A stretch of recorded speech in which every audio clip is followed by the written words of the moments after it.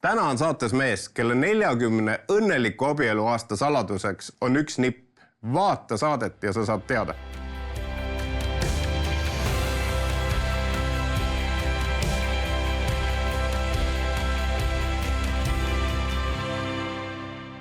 Tere tulemast vaatama järjekordset saadet sarjast Meistritöökojas. Täna on mul hea meel tervitada stuudios Enokit. Tere tulemast, Enok. Tere. Kust kaugelt sa, Enok, siia Tallinna stuudiosse tuled? Hetkel tulen Pärnust, olen olnud 5 aastat Pärnu Immanueli koguduse pastor. Räägi palun oma perest ka meile. Perest nii palju siis, et olen abielus aastast 1985 ja meie peres on 3 last. Nad on kõik sellised noored täiskasvanud ja elavad igaüks oma käe peal. Aga nii see on, et lapsed kasvavad üles, mingi aja on kodus, lõpetavad koolid ja siis nad lähevad mitte laia ilma väga, aga Eesti piirides ikkagi, kui teises linnas on, vanemad lapsed on Tallinnas ja kõige noorem Tartu lähedal. Kui kaua sa abielus oled olnud? 40 aastat. 40 aastat. Luba, ma küsin su käest, mis on õnneliku abielu saladus? Ma küsin seda paljudelt, kes on pikas abielus on.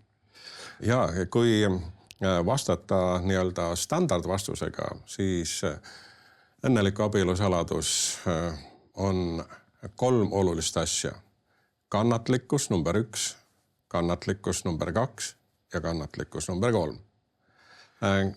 Kui minna rohkem sisuliseks, siis tuleb öelda seda, et kannatlikkus ja andestamine või selline valmisolek andestada, see on hästi oluline, et nagu me näeme, kannatlikkusest jääb meie ümber maailmas väga palju puudu ja valmisolek andestada ei ole üldse mitte väga sage, aga risti inimesena ma näen, et mul on nagu alus ja mul on põhjus seda teha.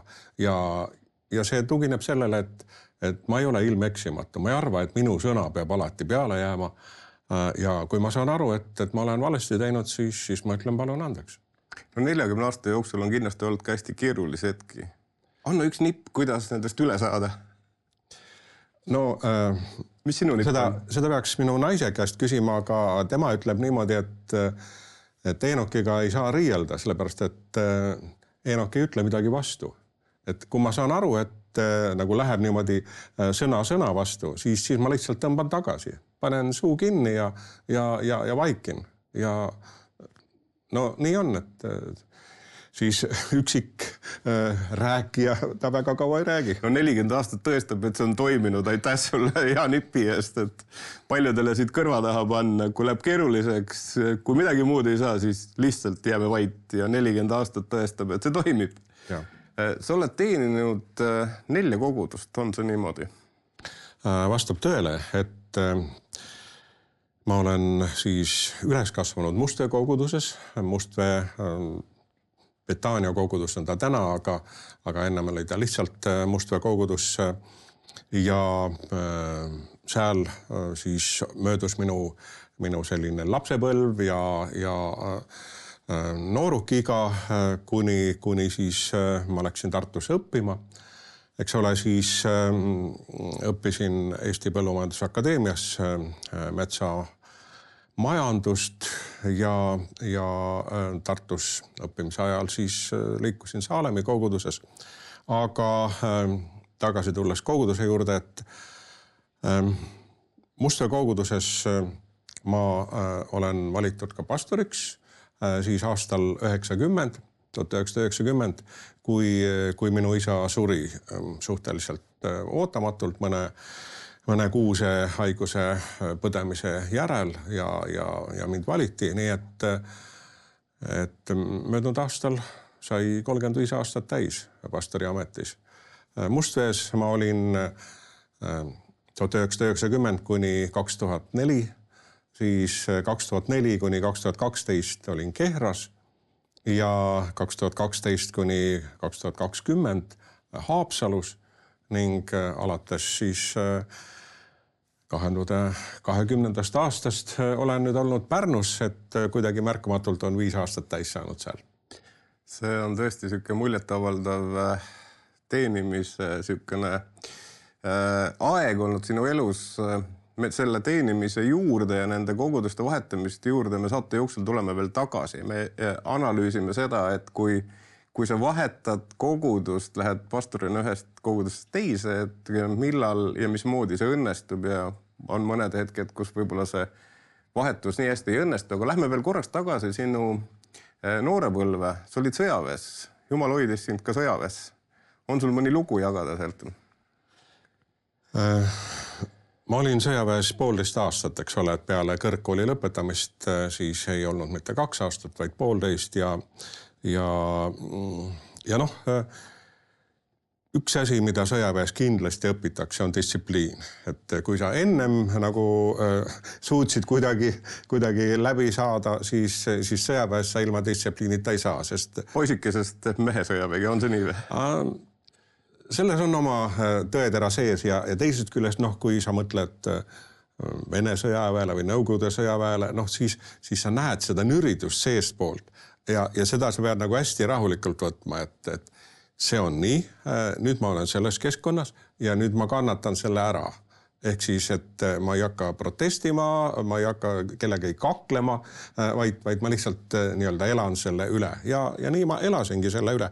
Aga üks lugu sõjaväe ajast on kindlasti selline, mis eriliselt mulle meelde jääb ja see oli see, kui me siis sõitsime välja õppustele.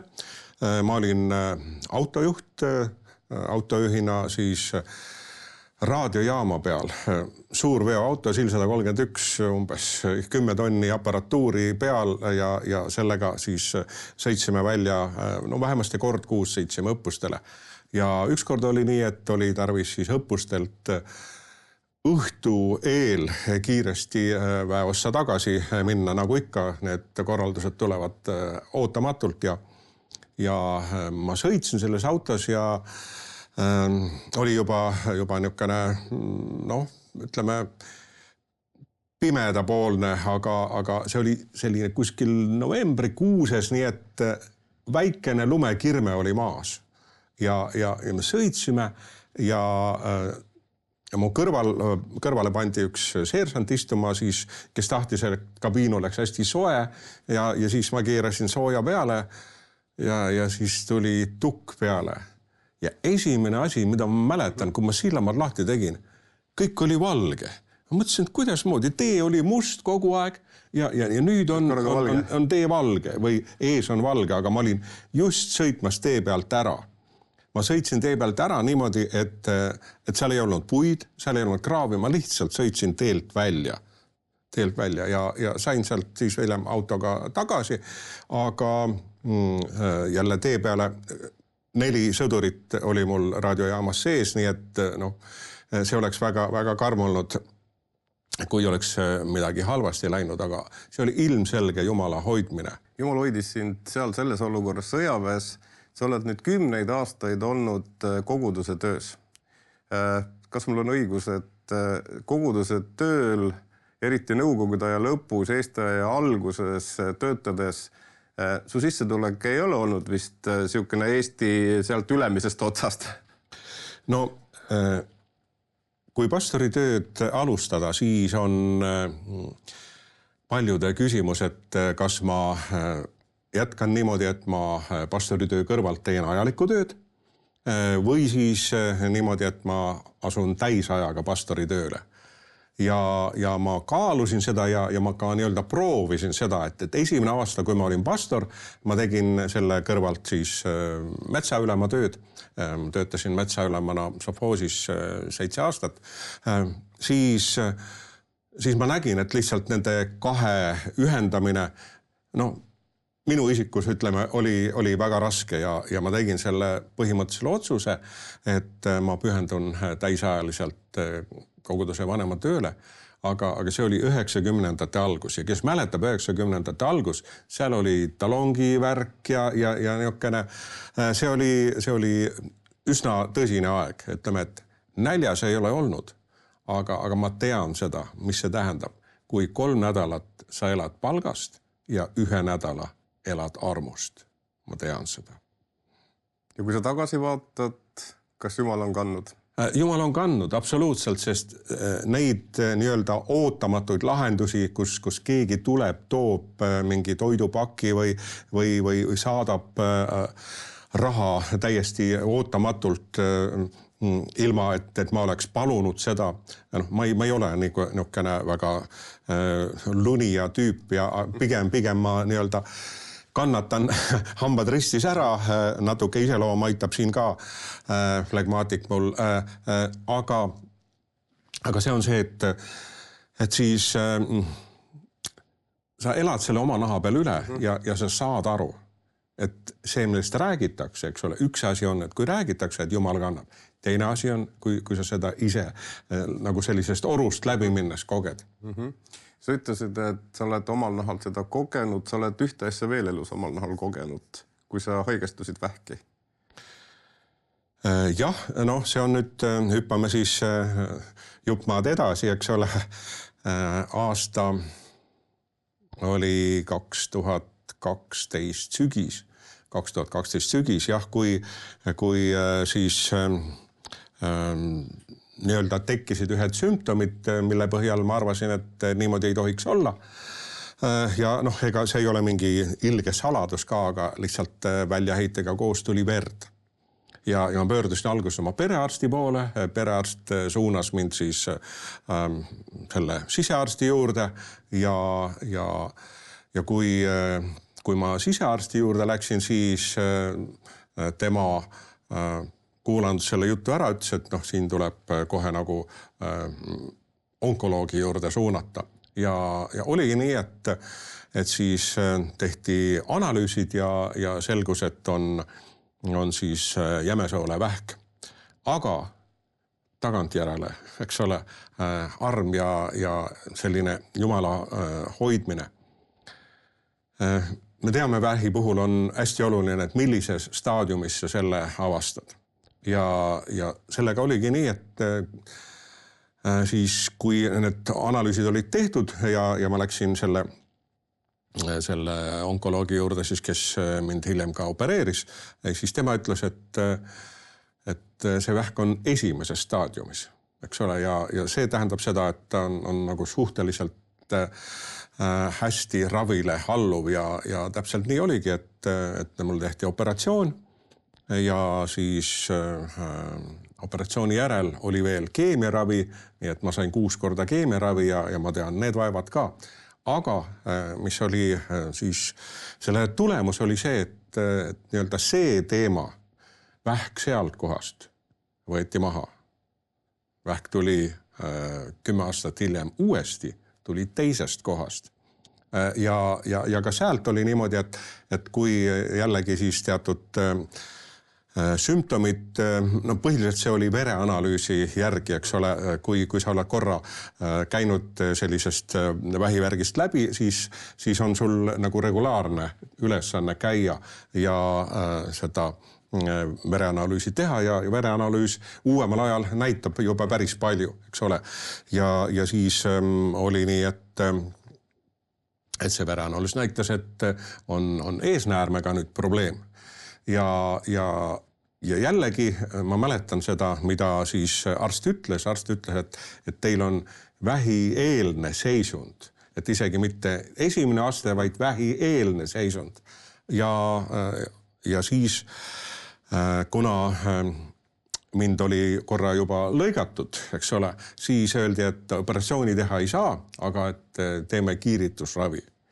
Ja tehti kiiritusravi ja see mõjus nii hästi, et siis PSA näitaja, mis mul oli üle 8, asjatundjad teavad, 6 on see, mis nagu tohib olla, aga üle selle on juba siis liiast ja palju ja nagu probleemne.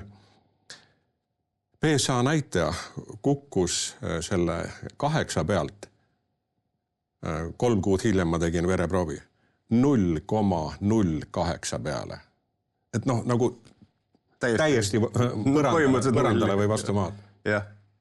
Et sa oled ka selles tervise küsimuses kogenud jumala armu tegelikult. Väga selgelt. Ja teistpidi siin on see, mida ma rõhutan, et kui ilmnevad mingid sümptomid, Eesti mees, eks ole, kannatab hambad ristis, ei lähe arsti juurde, hoian veel, see ei ole mõistlik. Ja kaamera on siin vaatavad paljud mehed, ütle veel korra seda. Kuidas peab käituma, kui midagi ilmneb? Ja, ma ütlen kõigile Eesti meestele ja kes siial Eestimaal mind kuulavad, kui sul ilmnevad mingisugused tervisesümptomid, mis ei käi sinu normaalse elu juurde, mine arsti juurde, konsulteeri arstiga. Mida varem selline vähjaprobleem avastatakse, seda rohkem on eeldusi, et sa saad sellele abi. Sa oled kaua töötanud teeninud kaasa ka Healing Roomis. Kuidas sinu jaoks on tasakaalus eestpalve ja arstid? Väga hästi on tasakaalus. Ehk siis Healing Room ja inimeste eest palvetamine peavad olema tasakaalus, nagu vastastikune tunnustamine peab olema. Et vähemalt meie poolt me tunnustame arstide tööd, me ütleme, et Jumal on andnud neile tarkuse teha teatud otsuseid ja protseduure ette võtta ja me õnnistame neid. Aga on teatud kohad, kus siis nemad on kas jõuetud või ei oska täpselt aidata. Ja siis on see palveteema, aga muidugi palveteema on niimoodi, et sa võid alati, eks ole, enne kui sul üldse mingisugused sümptomid tekivad, esimene tee oleks see, et sa palvetad selle pärast ja paned need asjad Jumala ette ja nii on, et me julgustame siis inimesi oma probleemidega tulema ja palvetama ja me tunnustame arste ja me õnnistame neid ja mis mulle on selle juures hästi niisugune tundlik teema ka on see, et ma lugesin ühest medõest, kes oli kristlane ja ta töötas haiglas ja tema ülesanne oli nii-öelda see rohukandik võtta ja siis minna ja nendele patsientidele seal jagada. Ja mida ta tegi? Ta ladus selle kandiku täis rohtusid ja siis ta palvetas nende rohtude pärast. Ja minu meelest see on täpselt see kokkupuutepunkt, et ühest küljest sa tunnustad, et rohud nendel on oma mõju ja nad saavad aidata ja teisest küljest see jumalik pool, et see rohi toimiks täpselt nii, nagu ta on ette nähtud ja et kõrvalmõjud oleks võimalikult väiksed või üldse olematud. Nii et tasakaal kindlasti ja teise tunnustamine, aga palvetamine nii-öelda ottitoo või algusest peale, kui mingi terviseprobleem on, esimene asi, räägi Jumalaga sellest ja kui vajad kedagi appi palvetama, leia see inimene, on see koguduses või su sõprus tutvusringkonnas. Just, esimene asi, räägi Jumalaga. Aitäh sulle selle nõuande eest. Nagu ma saate alguses ütlesin, et sa oled 4. kohas olnud pastor, ja sa oled pidanud vahetama kogudusi, sa oled kellegilt võtnud koguduse alati üle. Ennem sind on olnud keegi, kes on teeninud, sa oled võtnud üle. Mind on alati väga köitnud see, et kuidas üksteiselt teenimist üle võtta, ehk üks juht teiselt. Põhimõtteliselt pastor on ka samamoodi koguduse juht karjane. Ja meil on täna võimalus natukene seda teemat käsitleda sügavamalt ja meil on hea meel tervitada stuudios ka Joosep Tammot, kellelt sina viimase koguduse üle võtsid. Ole hea, Joosep, vastu meie juurde siia saatesse ja me räägime koos edasi seda teemat, et sul on mitmeid kogemusi, mida ei peaks tegema eelnev pastor ja mida peaks tegema selleks eelnev pastor, et see üleminek oleks tõesti sujuv ja hästi õnnestuks. Meie ees on 2 pastorit ja ma ütleks, et siin on üks musternäide sellest, kuidas teenimine õigesti üle anda nii, et see õnnestuks. Jah, nagu sa ütled siin 4 erinevat kohta ja täpselt nii see ongi, et Olen siis liikunud ühest kogudusest teise ja alati niimoodi, et see kogudus on mind kutsunud. Ma ei ole niimoodi, et nüüd mul on siin hirmus raske ja ma olen uppumas nina nädavaevalt vee peal ja jookske nüüd kõik kokku ja aidake keegi. Alati on olnud selline olukord, kus ma olen jätkanud oma tööd oma parema arusaamise kohaselt. Ja mind on kutsutud. Mind kutsuti Kehra kogudusest, eks ole, Kehrasse ja Kehras olles Haapsalu koguduse juhatuse liige tuli ja kutsus mind ja samamoodi oli Pärnuga, et koguduse juhatus kutsus mind ja nii olen ma ühest kohast teise läinud, aga igas kohas on olnud see, et nii-öelda vana pastor on siis jäänud kohale ja mis on hästi mõistlik selle juures, mis on nagu võiks olla üks sellistest kirjutamata reeglitest. Ma ei tea, võib-olla kunagi pannakse see kirja ka. Järgnevatel pastoritel on lihtsam, aga see on see, et eelmine pastor ta ei peaks olema siis nüüd uues juhatuse liige.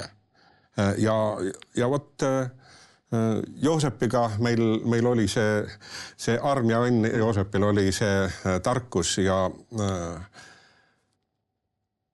nii, ma olen see 5 aastat nagu rahuga töötanud kõrvuti Joosepiga ja küsinud tema käest. On väga hea, kui sa saad küsida inimeste olukordade kohta, millest keda mina näen nii-öelda esimest korda, aga mingeid taustu, mida ma peaksin teadma, mis mida või kes keda mõjutab. Ja teisest küljest loomulikult see, et kui on tarvis siis mingit asenduse teemat üles tõsta mingil pühapäeval teenistust pidada või jutlust pidada, ma saan pöörduda Joosepi poole ja küsida, kas sa saad aidata ja valdavalt on saanud aidata. Aitäh. Joosep, sa olid 30 aastat pastor. Mis tundega sa annad oma koguduse üle? No neid ametimahapanekuid vaimulikus valdkonnas oli ennem ka, et ma olin 2 ametiaega, olin president, panin maha, siis vahepeal tegin pausi, siis olin uuesti president, panin ameti maha, et need tunded, et mis siis on, kui inimene on olnud teatud positsioonil, ümbritsetud teatud tunnustusest ja siis korraga kõik see paned ukse kinni ja seda enam sellise kujul ei ole, jäävad ainult mõned sõbrad sellest töövaldkonnast, et see oli tuttav. Aga mis ma ütlen selle ametit üleandmise seisukohalt, et me Pärnu Immanueli koguduses ka aasta aega rahulikult juhatusega selle teemaga tegelesime, ütlesime üksteisele, et kandidaadid, keda me paneme ritta, peavad olema kõik konsensuslikud. Et kui on vähemalt üks juhatuse liige vastu, siis me jätame selle inimese nimekirjast välja. Ja nii juhtuski, et saime 5 kandidaati ja 2 olid oma hulgast nooremad, kes veel ei julgenud siis vastu võtta seda kutset ja siis tuli 3. oligi tol ajal Haapsalu koguduse pastor Enok Palm ja sai kutsutud, saime jaatava vastuse, aga see, mis oli nüüd nagu ehmatab oli, kus me korraga olime täitsa uues olukorras, et see üleandmise aeg, 6 aega, kus peaks käima kõik vanad läbi ja korraga oli COVID, kõik peatus. Teenistus ei olnud, aga me ülekandeid kohe hakkasime tegema. Nii et rahvas sai jälgida piiblitunde ja mingi tuumik, me käisime ikka koos. Et see ei olnud päris tühi ruum, kus vend luges jutlusi. Aga see on, mida nüüd ka Enok ütles, see oli ka minu selgus ja see on õigustatud, et ei peaks jääma vana pastor juhatusse ega sellistesse tööorganitesse, aga tema nõu võidakse ikka küsida ja selle nõu andmisega peab olema ettevaatlik, sellepärast, et nagu minu abigas ütleb, et iga inimene on ise inimene. Et ei ole nii, et mina näen asja nii ja nii peaks nüüd järgmine ka tegema, vaid see on ikkagi koguduse ühine tunnetus ja usaldus Jumala vastu ja me oleme kogenud õnnistust. Meil on juba veel noorem pastor, veel Eenokile kõrval, nii et see on nagu terve koguduse hea tunnus, et ei pead ühe inimesega töö ega ka järgmisega, vaid see läheb põlvest põlve. Eenok, ma küsiks su käest veel. Siin on nüüd ka Eenok sinu ordineerimise päev, mälestus sellest tõesti. Tolleaegne president Erki Tamm ka pildi peal. Me rääkisime sellest, et juhatus ei peaks minema. Kas on veel midagi, mida, kui sa vaatad tagasi, mis on õnnestunud üleandmise eeldus? Mina mäletan väga selgesti, et ma nägin sellise unenäo. Ma nägin siis ühte jõge, mis nagu hiljem ma kaardi pealt vaatasin, et see oli täpselt Pärnu jõgi.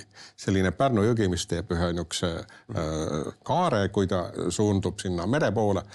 Ja selle jõe kaldal olid krundid, niimoodi elamukrundid.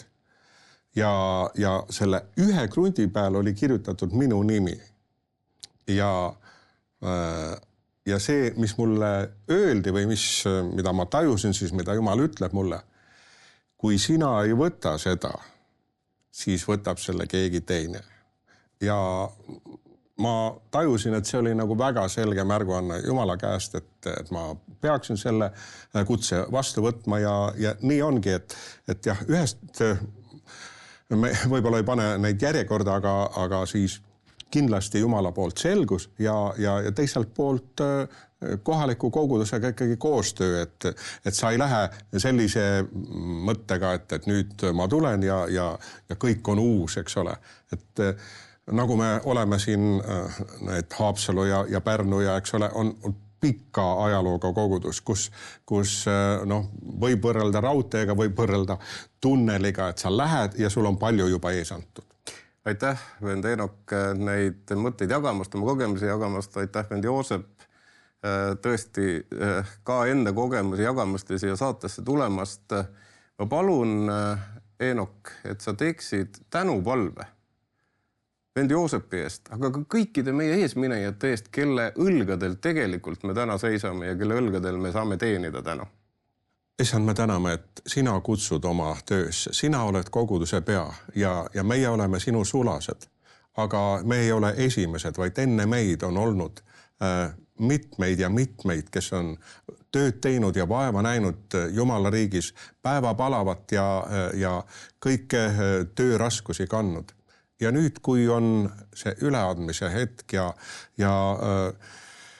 me mõtleme kõige sellele, mis on olnud, siis me esimese asjana lihtsalt täname sind. Me täname, et sa oled armu andnud. On olnud neid, kes on olnud kännumurdjad, kes on olnud vaevanägijad enne meid ja nõnda asjad me õnnistame Joosepit ja õnnistame seda tööd, mida tema jätkuvalt teeb ja palume kõigile teistele ka armu, et kui me töö üle anname, siis see ei ole meie elu lõpp, vaid me teeme, jätkame oma tööd oma jõukohastes ülesannetes ja õnnista nõnda, issand, kõiki, kas pensionile lähenenud või pensionile läinud pastoreid, et neil oleks jätkuvalt see teadmine ja tajumine, Jumala riigis ei ole pensionäre, on töötegijad kuni selleni, kui sa meid kutsud taeva koju.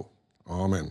Aitäh, mehed, teie elukogemuse jagamise eest ja hea televaataja. Õnnistus õigest kestab 1000 põlvi, nii et olge väga hoitud ja kohtume järgmises saates.